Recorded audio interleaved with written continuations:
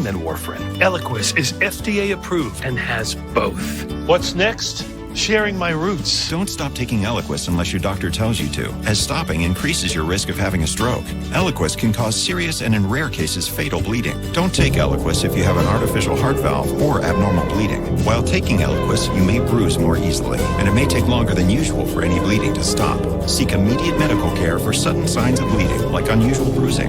Eliquis may increase your bleeding risk if you take certain medicines. Tell your doctor about all planned medical or dental procedures. Eliquis, the #1 cardiologist prescribed blood thinner. Ask your doctor if Eliquis is what's next for you.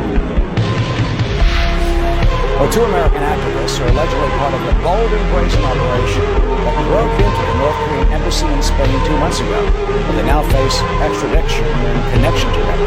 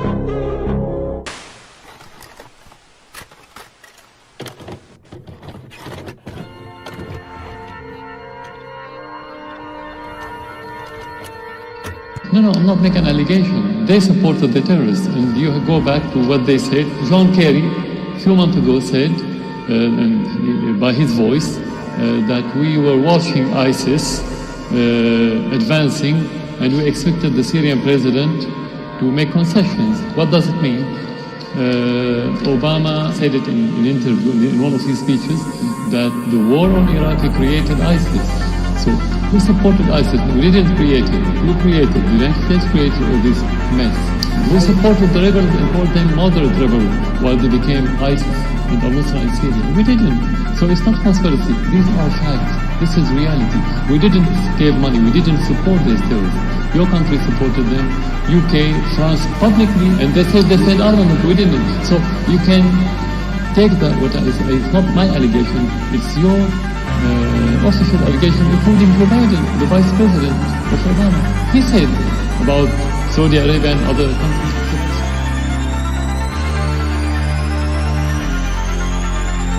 فلو كان هذا الربيع حقيقيا، لو كان هذا الربيع حقيقيا لانطلق بداية من دول التخلف العربي. لو كان ثورة شعوب لنيل الحرية والديمقراطية والعدالة، لكان بدأ بأكثر الدول تخلفا وممارسة للقمع والاستبداد. تلك الدول التي كانت وراء كل نكبة أصابت هذه الأمة، وراء كل حرب ضدها، وراء انحرافها الفكري والديني وانحدارها الأخلاقي. تلك الدول التي كان وجودها أهم إنجاز للغرب وأهم سبب لنجاحات إسرائيل وبقائها في منطقتنا، ولا أدل على ذلك من موقفهم الحالي من العدوان الإسرائيلي على غزة.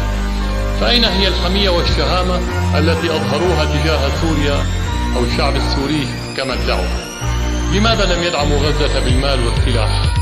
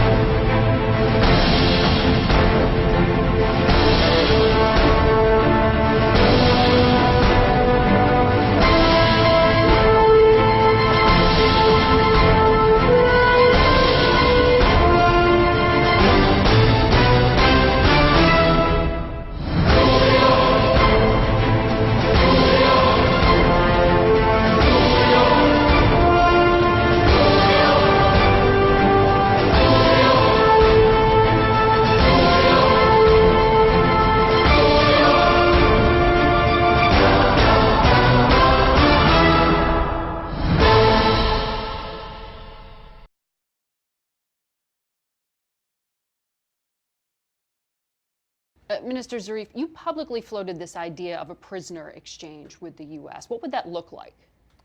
Well, we've done it before.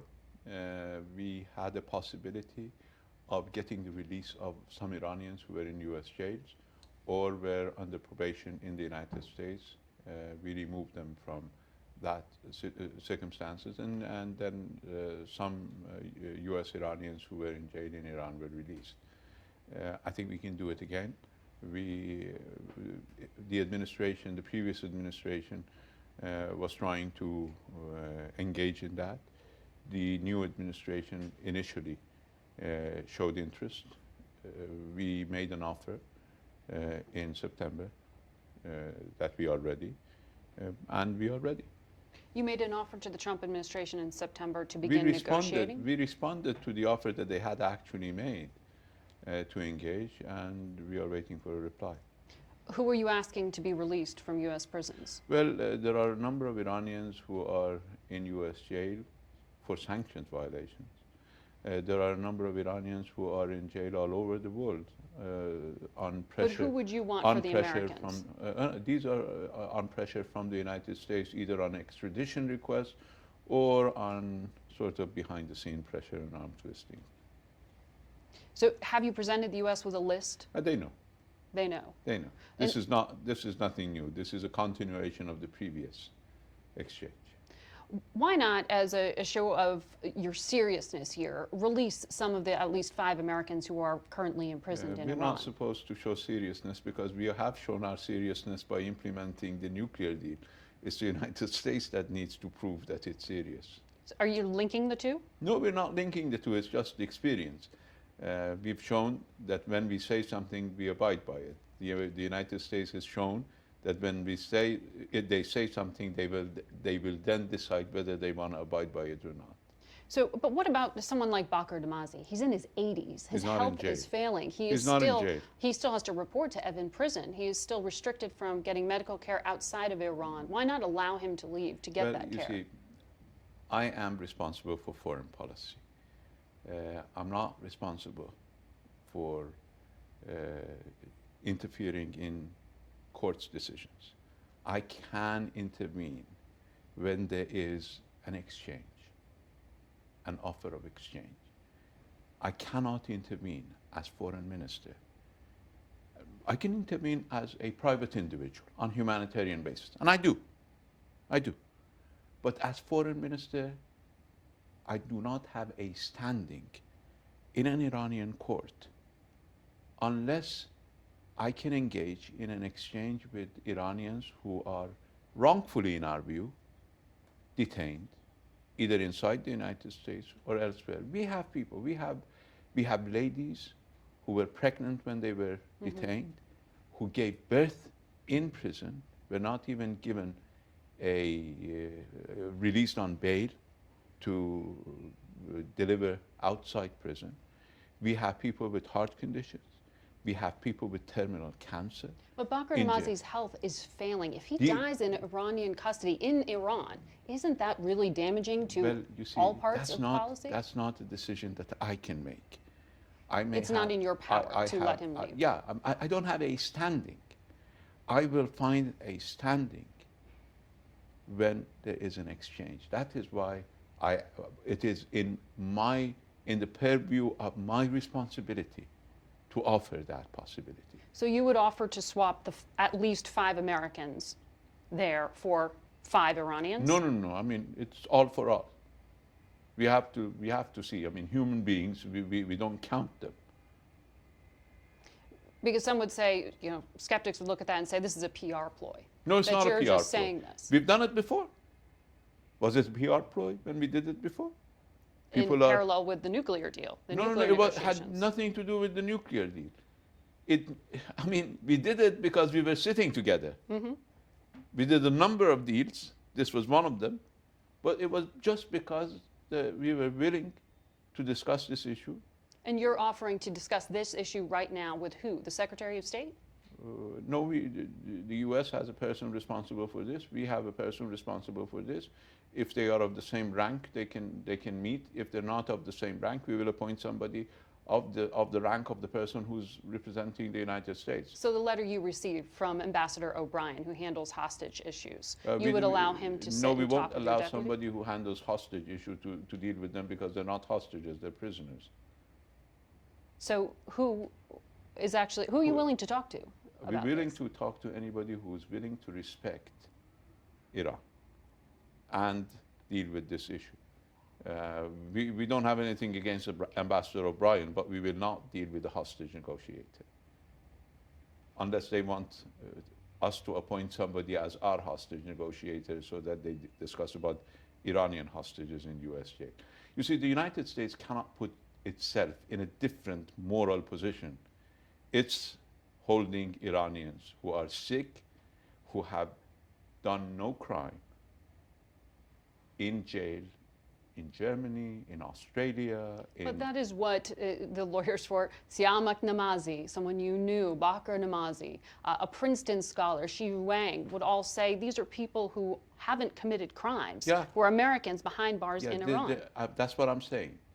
People who are lingering in jails all over the world and in the U.S. jail, their lawyers would say that they have not committed any crime, that they're innocent. One of them was involved, at least is accused of, and they haven't been tried. They're just waiting for extradition.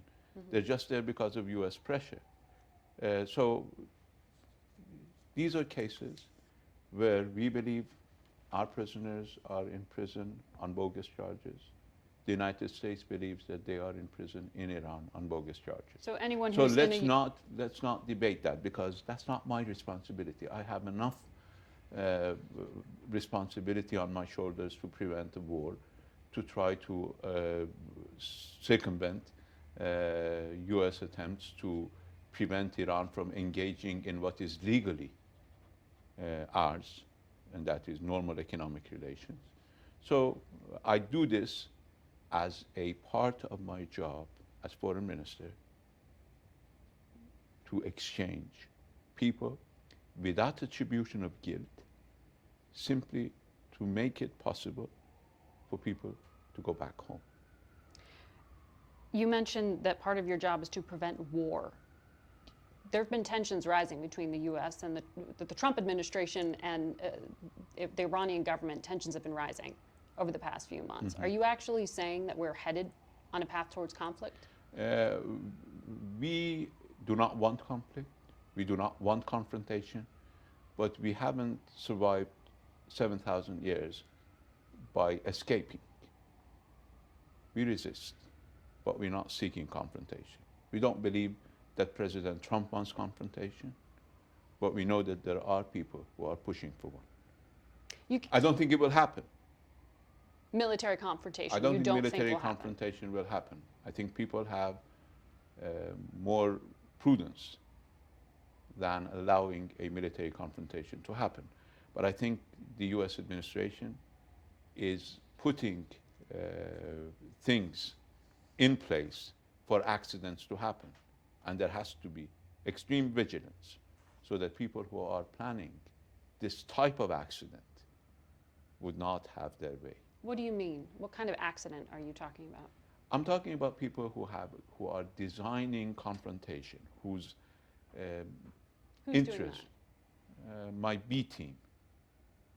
What do you mean B team? I call the group B team, who have always tried to create tension, whose continued existence depends on tension.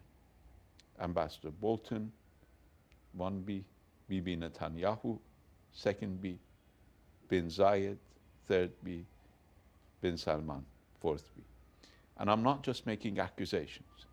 Netanyahu has said that he pressured the United States to put IRGC on the terror list. He has said them as a foreign terrorist organization. He has said that he pushed the United States to get out of JCPOA. Ambassador Bolton has said that we need to use the Trump presidency in order to deal with Iran. Bin Zayed and Bin Salman have been the two people who President Trump said promised to replace Iranian oil. These people want confrontation. And I believe it is important for the prudent people, for the grown-ups, to prevent confrontation. Who are the grown-ups that you're talking about? When you and I sat down and spoke just a year or more ago, you said that your president refused to meet with President Trump here in New York. Do you regret that now? Do you think that the two leaders need to meet? Because we meet based on mutual respect. We cannot meet somebody who is not respectful, who has violated his country's international obligations, who has withdrawn from agreements. You see, you meet for what? You don't meet for a photo op. You meet in order to reach some sort of conclusion. But we have a conclusion. We have 100, I mean, it's not a photo op and a 2-page document. We have 150 pages of carefully negotiated agreement, not a bilateral agreement between Iran and the United States, a multilateral agreement endorsed by the Security Council, where the United States is a permanent member. So if the United States does not respect that, what would it respect? So there's no point in having President Trump and President Rouhani meet? Well, there won't be any point in having them meet unless the United States is willing to show that it is a reliable partner, and it has failed to do so. Not just to Iran. I mean, it has withdrawn from UNESCO, it has withdrawn from NAFTA, it has withdrawn from Trans-Pacific Partnership, TPP, it has withdrawn from the Human Rights Council. I mean, it recently withdrew from INF. So it's not a matter of a presidential agreement. It has withdrawn from treaties. Mm-hmm. It has withdrawn from organizations. So when you look at these summits between Kim Jong-un of North Korea and President Trump at the leaders level, and you see that North Korea, which already actually has a nuclear program and ballistic missiles program, gets that kind of face-to-face time, possibility for a diplomatic deal. You don't look at that and say, maybe we made the wrong call, maybe we do need to speak directly to President Trump? Well, we did speak directly to the United States. Whether the United States is led by President Trump or President Obama is not our choice, it's the choice of the American people.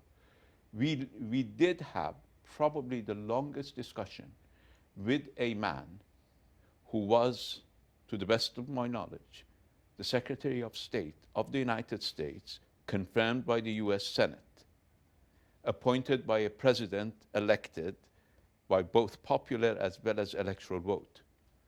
And this administration has decided to refuse the deal they made. You're talking about John Kerry. I'm talking about Secretary John Kerry. Secretary John Kerry. Do you still speak with him? President Trump says you're getting bad advice from him. I'm not getting any advice from any foreigner. You see, President Trump... But you are still speaking with him. President Trump needs to look at the history of Iran. We didn't survive 7,000 years by acting on the advice of foreigners.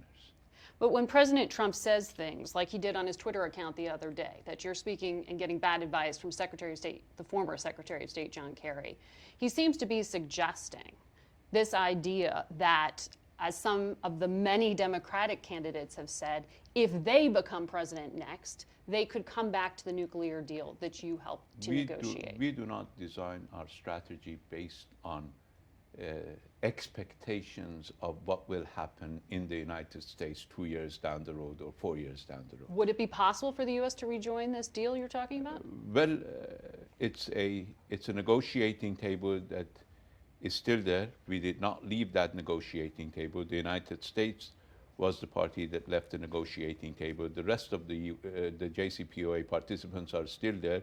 It's not automatic. I mean, the United States has harmed a lot of people. Are you talking with other Democrats? I'm not specifically talking with anybody. I'm talking with anybody who wants to talk to me. We're talking to members of the media. We're talking to members of think tanks. And former members of the administration. Are you speaking with anyone from the current administration? No. There's no contact between U.S. and Iran at all right now? None that I know of. And I think I know pretty much everything that is happening between Iran and the U.S. Will Iran continue to abide by the international agreement, the JCPOA, that you helped to negotiate? Well, we have abided by JCPOA up until now. Right. 14 IAEA reports indicate that we have, but we have a number of options, and our people are the final arbiter. But when you know this deal, I mean, you were one of the architects of it. You know the ins and outs of it. Yeah. October 2020, the fall of 2020, there is this UN arms embargo that gets lifted that would allow Iran to go and buy conventional weapons. Yeah. What happens then? That's right on the cusp of a U.S. presidential election. Well, there's a lot of tension at that moment. Part of the deal. So Iran intends to go ahead with those purchases? These dates were negotiated, were the subject of lengthy negotiations. It doesn't mean that in October 2020 we will be buying $67 billion worth of weapons as Saudi Arabia is buying. We don't have that type of money. I mean, last year we spent $16 billion on our defense. Saudi Arabia only bought $67 billion of weapons. United Arab Emirates, with an indigenous population of 1 million people, spent $22 billion. But you could. That UN we arms could, embargo but would we lift. won't. You won't. You don't think the we, Trump administration, as some have speculated, is trying to derail this deal before that window opens for you? Well, it's trying. It's trying. But that's not an important issue because we went through an 8 years of war. Nobody sold us weapons. That's why we developed our own missiles. Now they're complaining why we have missiles. We have missiles because you didn't give us any other means of defense. We could have bought weapons. We could have bought fighter jets, but nobody gave it to us when we were attacked. So we developed our own. And thankfully, we don't need much of foreign weapons. The Trump administration, as we mentioned, is ramping up pressure. This designation of the IRGC as a foreign terrorist organization is going to squeeze Iran's already troubled economy even further. What is the impact going to be if this happens and, as the U.S. says, May 2nd's the deadline for the rest of the world to stop buying Iran's oil? Well, it will show to the Iranian people that the United States is not worthy of being a negotiating partner. That's what it will prove. It depends on whether Europe, as well as other members of the JCPOA, want to leave their destiny in the hands of an administration that does not respect its words. We will survive. We have survived tougher days. It's not something that we would invite. It's not something that we would welcome. We will take our measures in response, but we will survive. Secretary Pompeo has talked about the squeeze this is going to put on the economy in Iran, and that is going to make it essentially tougher and squeeze the Iranian government itself. Do you see these kind of protests or social unrest as a threat? Is the United States squeezing the Iranian government or the Iranian people? What do you say? People. And the Iranian people, when pressured, do not respond with submission. They respond with resistance. And they want us to represent them with dignity, not with succumbing to pressure. That's how Iranian people have survived 7,000 years but the of ups and downs in history. The Secretary of State has said, look, if you just look at the facts on the ground, 603 American service people killed by Iran, he attributes this, and the IEDs have maimed American service people in the battlefields. He looks at that, he looks at what's happening in Syria and Yemen and says, look, we're just recognizing facts. That's his explanation for this designation. Well, he's wrong. He's wrong because they have aligned themselves with the wrong people in our region, and they cannot accept that they're suffering defeat because they simply chose the wrong side. You were talking about what's happening in Syria. They're everywhere. They have spent far more money than anybody else, $7 trillion according to President Trump. Their allies, their clients, Saudi Arabia and the UAE, have spent billions upon billions of dollars trying to create unrest, trying to support terrorist organizations. Even in areas we're not present, like in North Africa. Look at what they're doing in North Africa. Look at the turmoil in North Africa. We're not even present in North Africa. So you need to look at the trouble where it actually is coming from. It's not coming from Iran. Who provided the ideology for ISIS? Who provided the ideology for Al-Qaeda? Who provided whose ideology they're following? Are they following our ideology? No, but there are Iranian forces and militias backed by Iran in who places are fighting like Syria terrorists, and who in are Iraq fighting and terrorists. elsewhere. Isn't the United States, I mean, President Trump, in the presidential campaign, in his debate with Secretary Clinton, said publicly, and if you want, I'll bring you the quote, said, Iran is killing ISIS. So, are we killing the wrong side? Are you seeing opportunities to work with the U.S. diplomatically elsewhere? I mean, you're talking about a situation where you don't see much shared interest with the U.S. It depends on what the U.S. interest, how the U.S. defines its interest. Afghanistan, if the US, where Iran has been helpful in the past. We have been helpful everywhere. We have fought terrorism in Syria. We have fought terrorism in Iraq. And the U.S. is saying that its objective is to fight Daesh, ISIS in Iraq. Yesterday, there was a commemoration in Iraq, a U.S. friend and ally, of 300 Iranians who died in Iraq fighting ISIS. Their families were invited. The president of Iraq sent a message to that gathering. The prime minister of Iraq sent a message to that gathering. All of these people are your friends.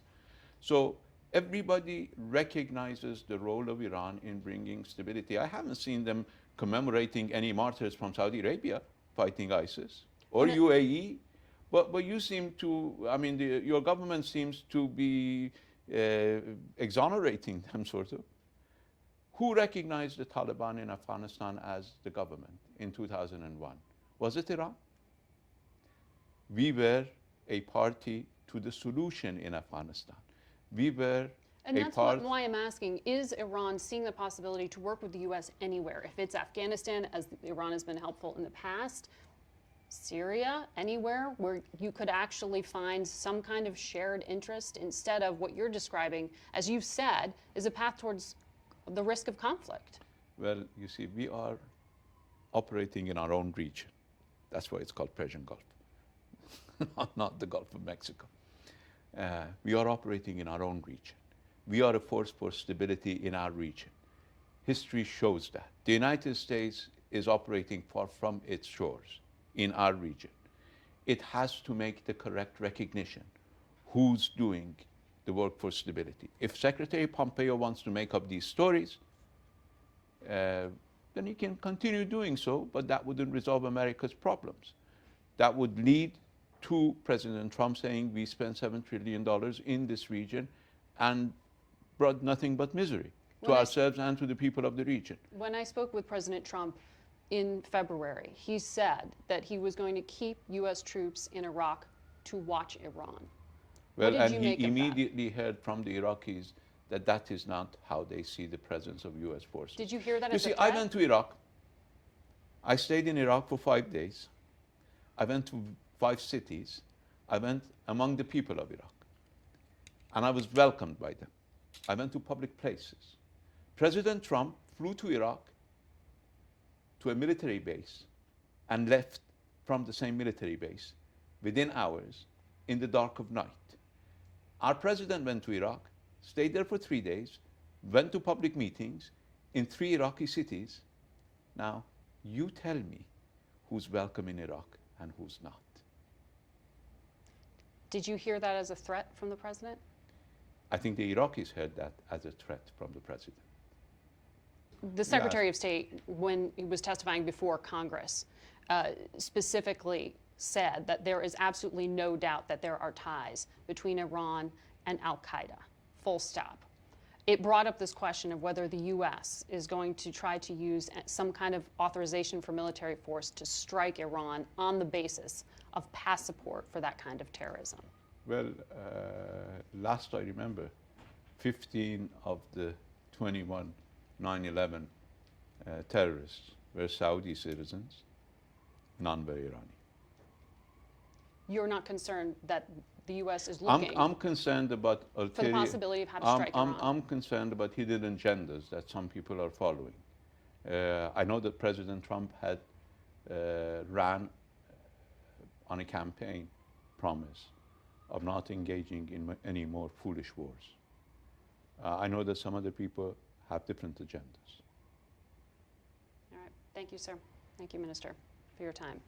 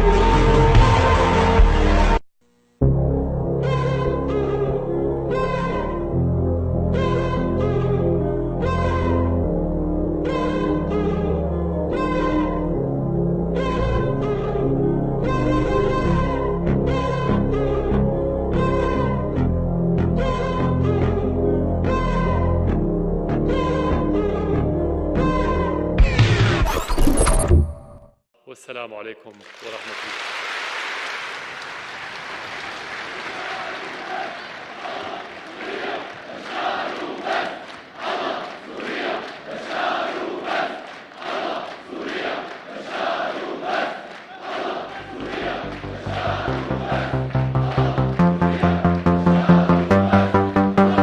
President Bashar al-Assad of Syria, thank you very much for talking to RT today. You're most welcome in Damascus.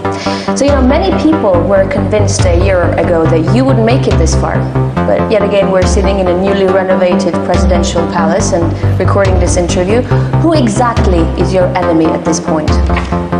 My enemy is terrorism. We're going to arm the Free Syrian Army.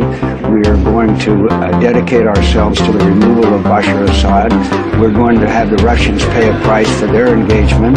The Iranians and Hezbollah are also heavily involved. All players here are going to have to pay a penalty. Already, the meeting in the White House over 2 years ago, everyone in the national security team recommended arming ISIS and ISIS. Turkey. All our neighbors are against me as president or again the government. How could you withstand for nearly 5 years in such circumstances if you don't have public support? And how can you have public support if you are torturing your people?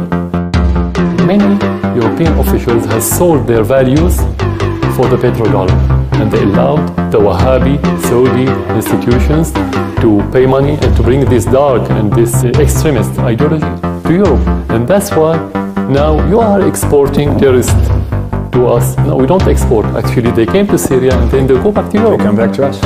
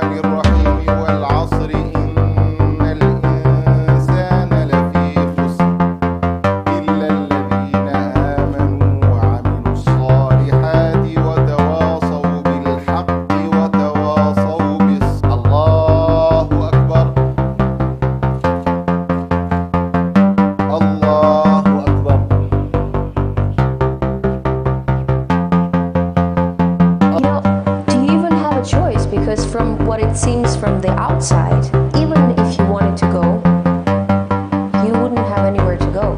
Exactly. Where would you go if you wanted to leave? To Syria.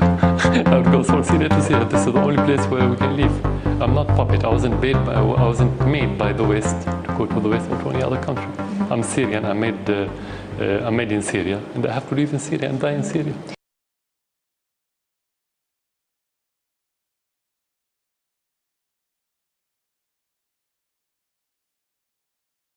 Foreign Minister Zarif, welcome to Fox News Sunday. Good to be with you. You say that there is a small group of American and Mideast officials who are trying to steer President Trump into a conflict with Iran. Who and why? Well, I base my statement on their own statements. Mr. Netanyahu has said time and again that he encouraged President Trump to designate Iranian Revolutionary Guards as a terrorist organization. He has said that he was the sole opposition to the JCPOA. The nuclear deal. The nuclear deal, and he encouraged the United States to leave that deal. Mr. Bolton has said publicly, before he became National Security Advisor, in a rally that was organized by an Iranian terrorist organization that was on the list of terror groups by the United States State Department, and Mr. Bolton was on the payroll, that he would celebrate the 40th anniversary of the Islamic Revolution in Tehran with that terrorist organization. He's on the record after receiving $50,000 from them to say that. He has said it again as National Security Advisor. So you think it's Israel, Bolton, Saudi Arabia, and United Arab Emirates. All trying to exercise regime change? At least.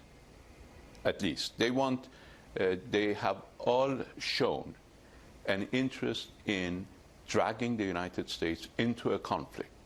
I do not believe that President Trump wants to do that. I believe President Trump ran on a campaign promise of not bringing the United States into another war. But I believe President Trump's intention to put pressure, the policy of maximum pressure on Iran, in order to bring Iran to its knees so that we would succumb to pressure, is doomed to failure. And I think these four individuals know this. The U.S. has just announced that it is ending waivers for countries, 5 countries, that were continuing to buy oil from Iran. Do you see that as part of the effort to bring Iran to its knees? And do you have an understanding with the 2 big buyers, China and Turkey, that they're going to ignore the U.S. and continue to buy your oil? Well, the intention of the United States is put as much pressure as it can on the Iranian people. You know that we had huge floods that affected almost the entire country, and the United States, through its banking regulations, prevented even Iranian expatriates to assist their countrymen because they couldn't send any What money. about oil? So it's a policy that is directed against Iranian people. They want to put Iranian people under enough pressure, and this has been said by both Mr. Bolton as well as Secretary Pompeo, that they want to put pressure on the Iranian people so that they would take action against the government. They're wrong in their analysis. They're wrong in their hope and illusions. It would put pressure on the Iranian people. The outcome of that pressure, the consequence of that pressure, is that it would make Iranians more determined to resist that pressure. On your second question, nobody is happy with the fact that the United States is trying to impose its will on the rest of the international community. You know that. This is coercion, pure and simple. People are not happy. China is not happy, Turkey is not happy, Russia is not happy, France is not happy, US allies are not happy that this is happening, and they say that they will find ways of resisting it. How they will do it, it's up to them. And it's up to them looking at their own future, whether they want to have their lives ruled by the United States. But, Mr. Foreign Minister, you make it sound as if Iran is the victim in all of this. President Trump says that Iran has been a bad actor for decades. Iran's leaders sow chaos, death, and destruction. They do not respect their neighbors or borders or the sovereign rights of nations. The IRGC has killed more than 600 American soldiers in Iraq. Iran spends almost $1 billion a year supporting terrorist organizations like Hezbollah and Hamas. And the U.S. says you're violating UN Resolution 2231 in continuing to test ballistic missiles. They say you're not the victim here, you're the villain. Well, first of all, let's start from the last. The United States is the country that left the nuclear deal. 2231 is a resolution that has two annexes. First annex is the entire JCPOA, which President Trump decided to withdraw from. I don't think that would put Iran in the bad light and the United States in the good category of law-abiding. Secondly, 2231's language on missiles is very clear. It says that Iran will not develop missiles that are designed to be capable of carrying nuclear weapons. We do not design any of our missiles. But you just tried to launch a missile to put a satellite into space. Yeah, they say that's a missile that's designed. No, it's designed to put a satellite into space. But it also is a ballistic missile. No, it's not. It is a ballistic missile, but it's not designed to carry a nuclear weapon. And the Security Council resolution is very clear. I negotiated it, so I know what's in it. President Trump has hardly read that resolution. So let's go to the second one. IRGC has never killed Americans. IRGC is there to fight terrorism. Yesterday in Iraq, there was a commemoration of 300 IRGC personnel who were killed alongside the Iraqis in fighting ISIS. President Trump himself said during the debate, I think it was the debate that you moderated, that Iran is killing ISIS in response to Hillary Clinton. Do you deny that you have provided weapons to pro-Iranian militia that have ended up in the death of 608 Americans? I mean, that's a new charge that the United States, and it's a very dangerous accusation, because I believe the B team wants to actually push the United States, lure President Trump into a confrontation that he doesn't want. Now, let's deal with the other issue. You talk about money. President Trump himself has said that you spent $7 trillion in our region. We are in our own region. The United States came to our region, spent $7 trillion, and the only outcome of that was that we have more terror, we have more insecurity, we have more instability. People in our region are making the determination that the presence of the United States is inherently destabilizing. I think President Trump agrees with that. When the moderates, so-called moderates like yourself and President Rouhani took over, the idea was you were going to have outreach to the West and Iran's economy would benefit. Since the U.S. has pulled out of the Iran nuclear deal, Iran's economy has gone into recession. You tried to resign, in fact, in February, and in large part, we're told, because you felt the hardliners were keeping you out of diplomacy. Here's my question.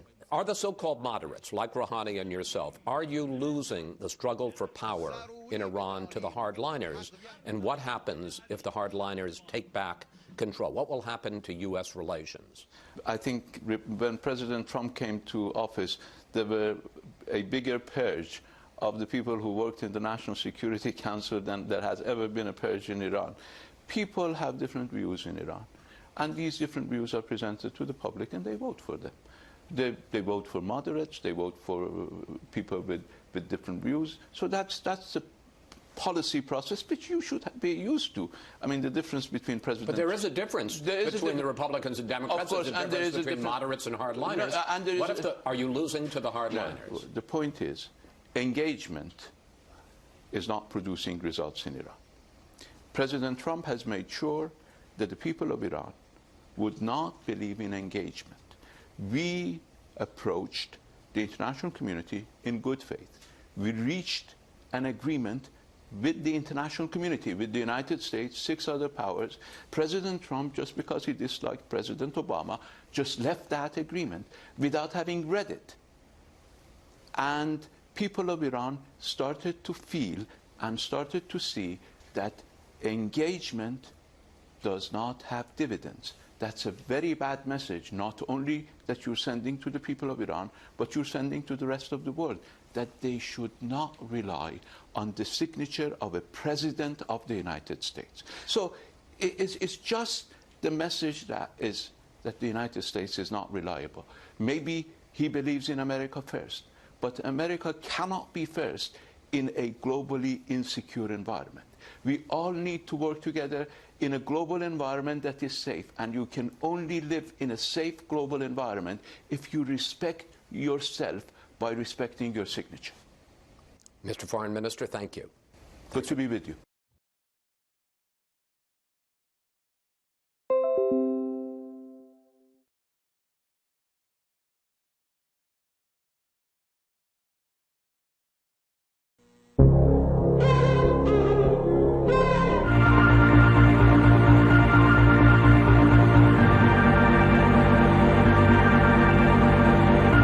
It's not about losing and winning.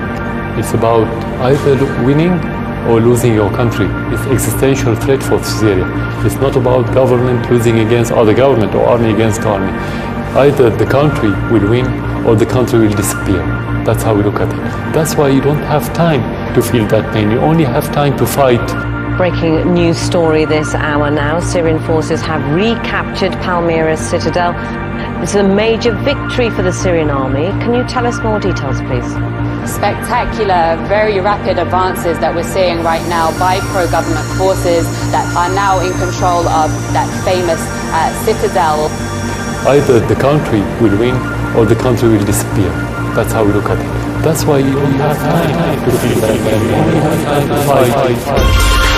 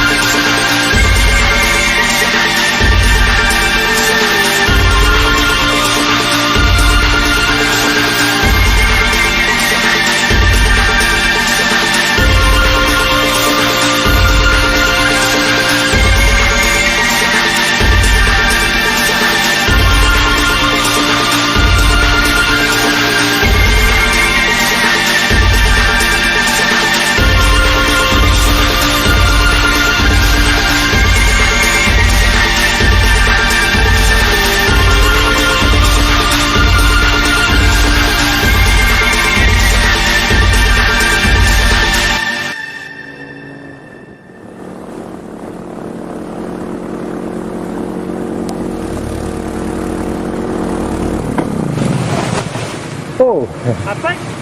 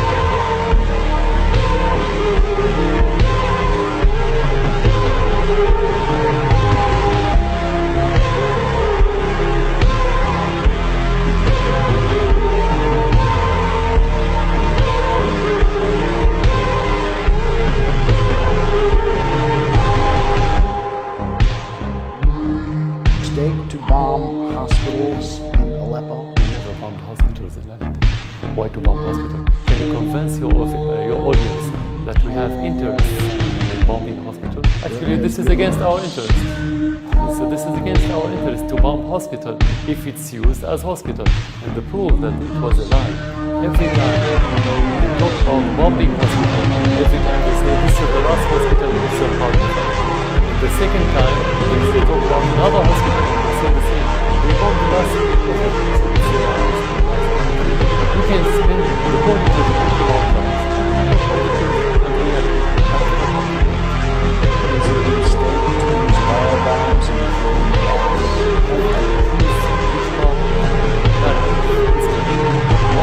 firebombs and indiscriminate bombs, they call it barrel bombs.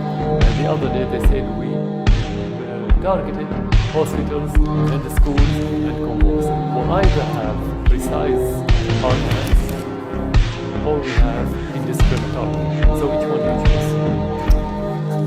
Will, you do acknowledge, though, that innocent civilians, there have been civilian casualties in this war. Of course, every war is a bad war. Every war is a bad war. We cannot talk about it.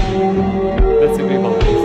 Every war has casualties. Every war has innocent people who pay the price. This is the bad thing about war. That's why we need to have having casualties doesn't mean not to defend our country. May I show you a picture? This young boy has become a civilian of the war. His name is Omar, 5 years old, scared, traumatized. Is there anything you would like to say to Omar and his family? There's something I'd like to say to you first of all, because I want you to go back after my interview, go to the internet to see the same picture of the same child with his sister.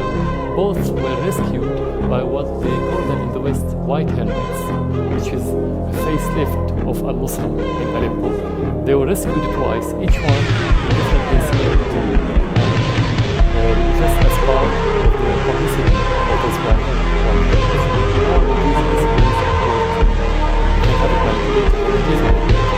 I'm going to send you the question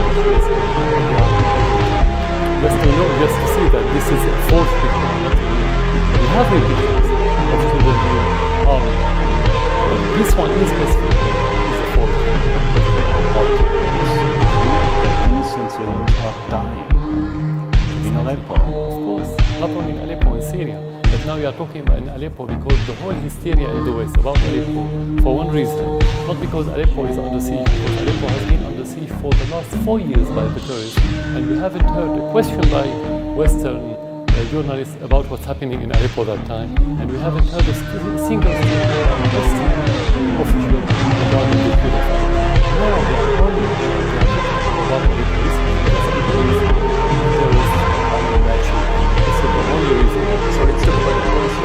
Exactly, the policy of France that started from day one is Syria and its responsibility. How does that work?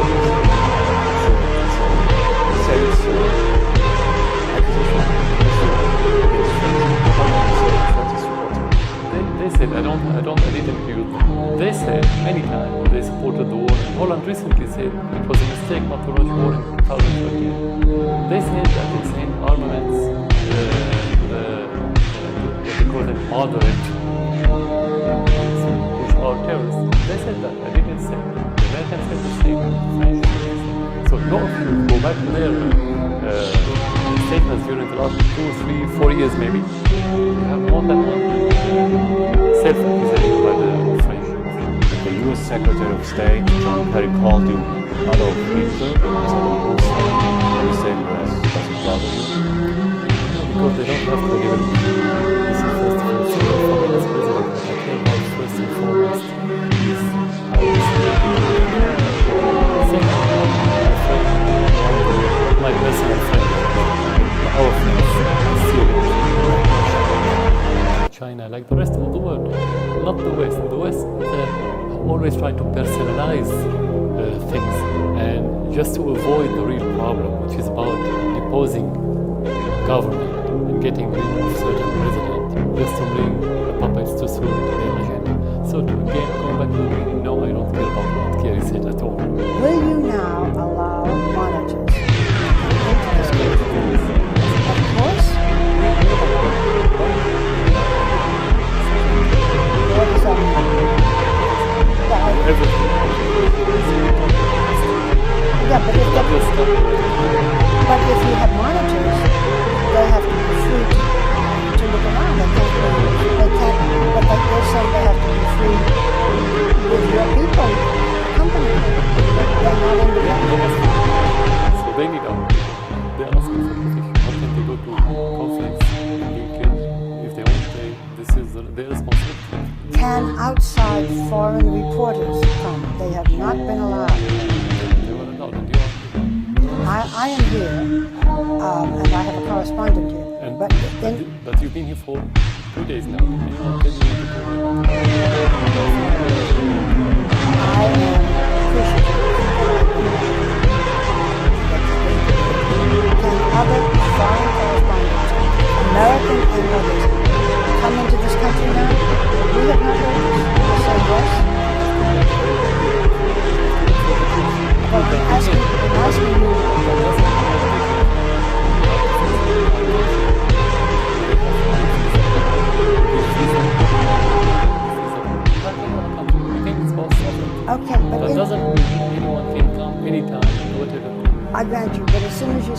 So it means this one can't come. That in general now, can foreign correspondents come to this country?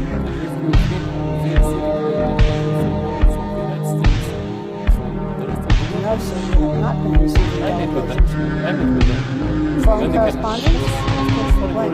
They can give you the articles, the interviews. Now? I met with one of them. I was asking before about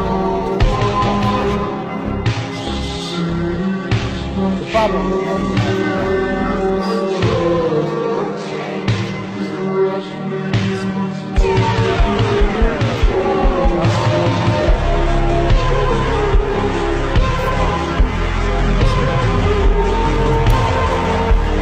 Sadaya prison slaughterhouse, 5,000 to 15,000 detainees hanged in mass hangings there, horrific conditions, trials, blindfolded prisoners running through minutes in length, lawyers,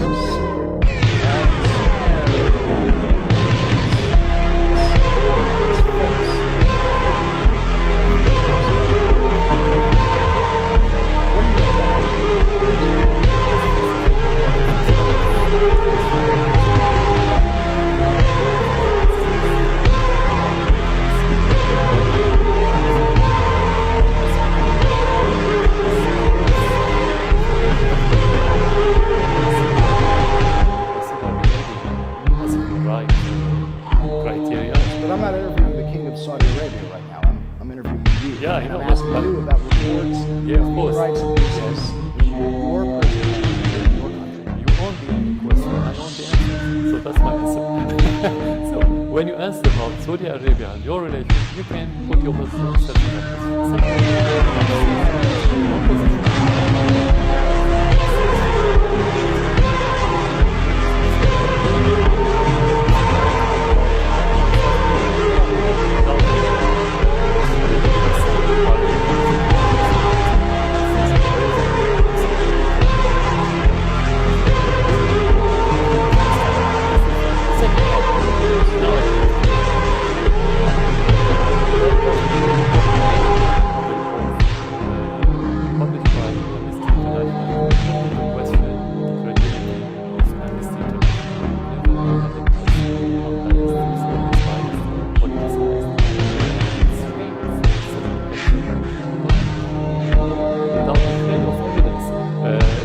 They said it's based on interviews.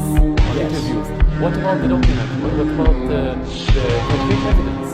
So, of course, we are extremely shocked, particularly in France, by the horror of terrorism. But we are also horrified by a report from Amnesty International released a few days ago. It's about the prison of Sednaya. Not far from here, but far from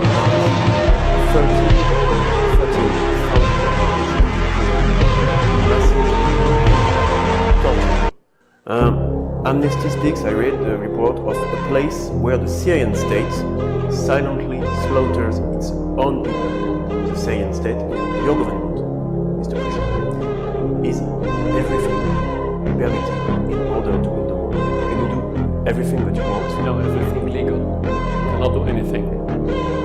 But what can brings do the Amnesty report seems to be non-legal. Yeah, there's a difference between you're talking about facts, about allegations. For allegations, there's been the time talking about allegations, never ending allegations. You want to say whatever you want, then you can discuss it. But in that case, we're not talking about facts. It's not about Amnesty because Amnesty is not. It's shameful for you. If you take any allegations to a court in your country, you have court, you have judicial system. Could they take any decision regarding allegations, or they have to look for the evidence? This report built on allegations, not a single shred of document, not single evidence. They didn't say 13,000, they said between 5,000 and 13, which is double and half the number. It means it's not precise. There's no mention of dates. Only 36 out of 10 of Donald Trump. And they see, for example, the ground of the endorsing the religious figures in Syria has nothing to do with any political process. It's completely in Syria, it's legal, it's not the Syrian independence. So the government can exclude what was illegal in Canada. Tell us that there are no torture in the prison of Sednaya, as Amnesty said. The question is torture for what? If you want to say that we are committing torture for what do I get? Why? Just for sadism? We are sadists? What is it for? Russia is on your side. What does it mean for you? No, it's not on my side. It's on the international law side. It's on the other side, which is opposite to the terrorist side. This is the position of Russia. They want to do it that international law prevails, not the Western agenda compelling every government that doesn't fit with their agendas. Prevail in that area that will affect negatively the Russians against the Russians as a country, Europe, that means the Russians and the Syrian people. The process of the hangings is authorized by officials at the highest levels of the government. Death sentences are approved by the Grand Mufti of Syria and by either the Minister of Defense or the Chief of Staff of the Army, who are deputized to act on behalf of President Bashar al-Assad. First of all, what is evidence? Is it true or not? No, it's not true. Definitely not true. How do you know? Do you know what's going on about this? So here you have a very disturbing report about something one of your prisoners. So Amnesty International knows more about Syria than according to you. No, that's not true. No, they haven't been to Syria. They can leave anyone. It doesn't matter what's inside. You can hold everything these days.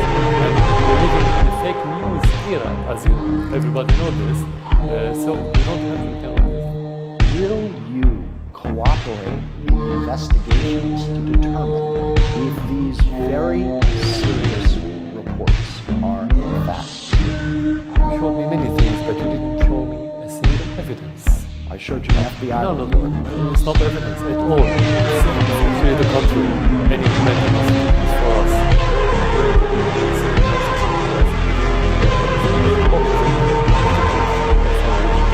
So it's not serious.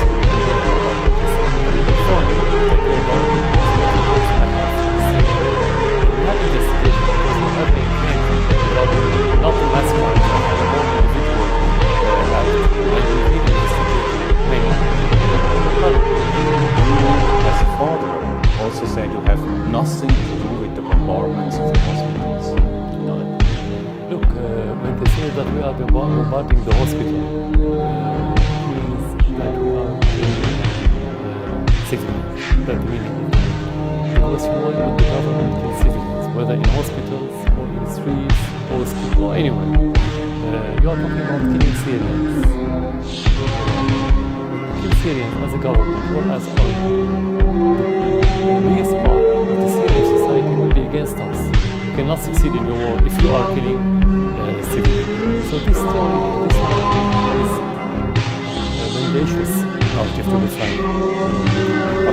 Else are planes or bomb-busting bombs besides you?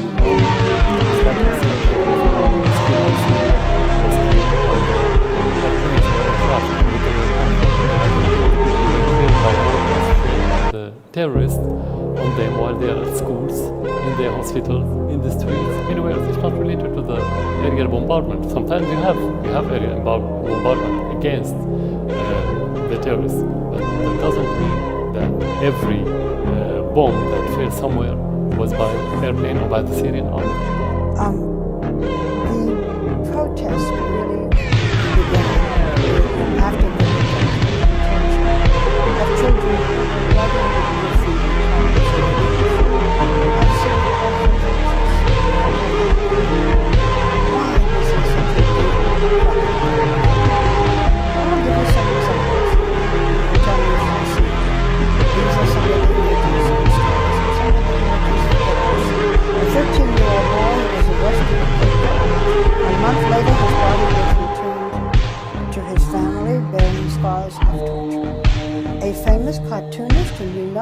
critical of you, badly beaten, his arms are broken. A singer, famous singer, who wrote a popular song calling for your ouster, he was found with his throat cut. You have seen these pictures, have you not? No, but I Is this news to you?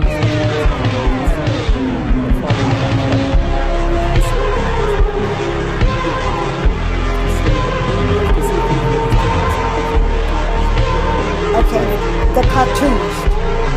The cartoonist was critical of you. I've seen his pictures. His hands were broken. He was beaten.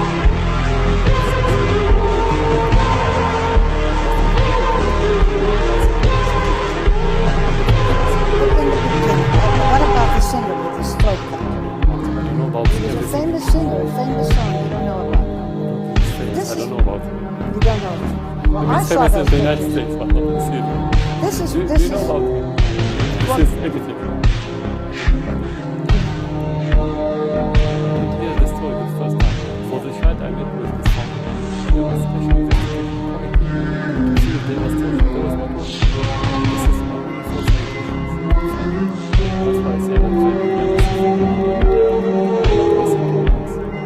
50,000 photographs taken by one of your former government's photographers showing emaciated, tortured bodies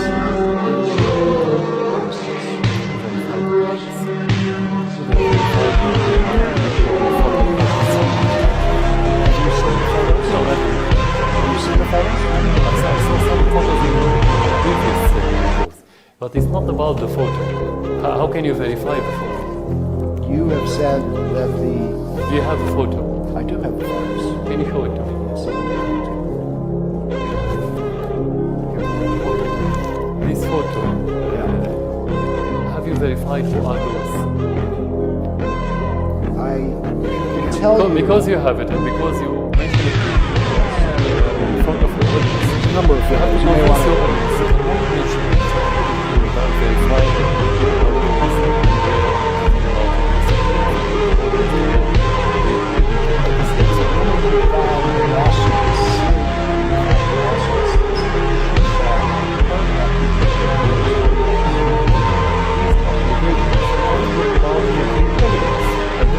That's how you can base it. Anyone can say whatever he wants. You said that you believe these photos may have been doctored. The U.S. State Department gave these photos to the American FBI lab. They examined these photos and said the bodies and scenes depicted, these are 242 of these images, bodies and scenes depicted no artifacts or inconsistencies.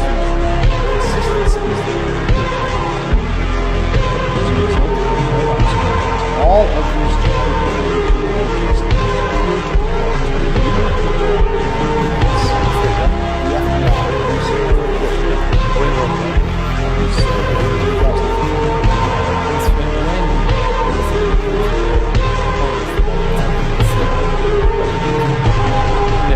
For us, never. So we don't have to rely on what they say. But if the FBI says something, it's not something, it's not evidence for anyone, especially for us. But let me just, if I hear what you're saying, the FBI is just forwarding propagating propaganda. Amnesty International is propagating propaganda. Everybody is conspiring against the Syrian government. Why? We don't You're the one making the allegation. No, we're not making an allegation. They supported the terrorists. And you go back to what they said. John Kerry, a few months ago, said by his voice that we were watching ISIS advancing, and we expected the Syrian president to make concessions. What does it mean? Obama said in his speeches that the war created ISIS. We supported ISIS. We didn't create it. We created. The United States created all this mess. We supported the rebels and called them moderate rebels while they became ISIS in al-Nusra in Syria. We didn't. So it's not conspiracy. These are facts. This is reality. We didn't give money. We didn't support these terrorists. Your country supported them. UK, France, publicly, and they said armament. We didn't. So you can take that. But it's not my allegation. It's your official allegation. president of Iran. He said about Saudi Arabia and other countries supporting this activity. The United States. So if it's allegation, it's their allegation. It's American allegation.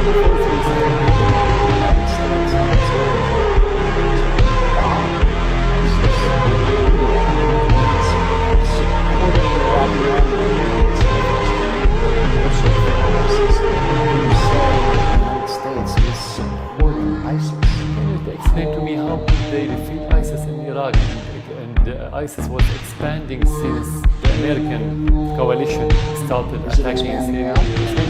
Is it expanding now? It started shrinking after the Russian intervention, not the American one. How could they use our field or oil fields and export with thousands of barrels of foreign trucks to Turkey without drones by satellites like the Russians?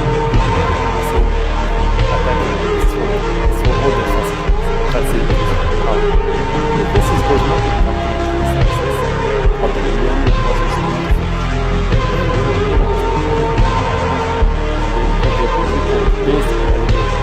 Based on hard reports, on third report, they say this report. Did they send delegation to make investigation? They sent one in 2013, and it couldn't prove at all that the Syrian army was captured. This is the first thing which is more important. The first incident happened at the beginning of 2013 in Aleppo, when we said that the terrorists used chemical weapons against our army, and we invited the United Nations to support. We did. At that time, the United States opposed the delegation that this investigation, of course, if it's partial, their policies use regarding the barrel bomb. I'm asking what the definition of barrel bomb is.